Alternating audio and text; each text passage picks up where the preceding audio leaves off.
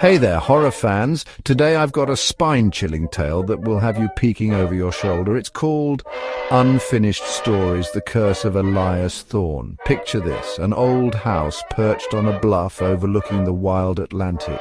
Locals call it the Manuscript House. Why? It once belonged to a reclusive novelist named Elias Thorne. 20 years ago, he vanished, leaving behind cobweb-covered furniture and a room filled with unsent drafts. Unfinished stories that ooze with a nameless dread. Enter Sarah, a struggling writer in desperate need of inspiration. She rents the house for almost nothing. The realtor warns her about the drafts. "Don't touch them," he says, voice trembling. "They say they affect you." Sarah, ever the skeptic, brushes it off. But that first night, sleep eludes her. The wind howls like voices in the dark. Just the house settling, she tells herself. The sea air playing tricks. By morning, curiosity gnaws at her. She ventures to the writing room, a shadowy corridor leading to a warped door with peeling paint. With a deep breath, she pushes it open.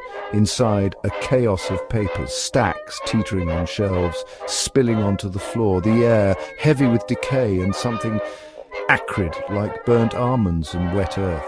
Despite the warning, Sarah's drawn to a particular stack tied with a faded crimson ribbon. The top sheet reads, "The Weaver of Whispers." She begins to read. The story is disjointed, filled with unease. It portrays a town consumed by darkness, born from unspoken fears and whispered secrets. As Sarah reads, chills creep up her spine. This isn't just the drafty room. The language is hypnotic, casting a spell of paranoia and dread. Characters see shadows, hear whispers. Sarah feels it too, a scratching at the window, a glimpse of something tall and gaunt, the feeling of being watched. She dismisses it as exhaustion, the power of suggestion. But the whispers grow louder, more insistent. They seem to emanate from the drafts. Days blur into nights. Sarah becomes obsessed with the manuscripts, desperate to understand Elias Thorne's terror. She starts adding to the stories, unknowingly picking up where Thorne left off, weaving her own fears into the chilling tapestry. Her writing changes, darker, fragmented, mirroring Thorne's style. She feels herself transforming, less Sarah, more a vessel for something else. One evening she faces the mirror. Her reflection isn't right, eyes too wide, too hungry. In their depths a flicker of something inhuman. She stumbles back, scattering manuscripts. Pages reveal grotesque figures and whispered promises of unimaginable power in exchange for... What?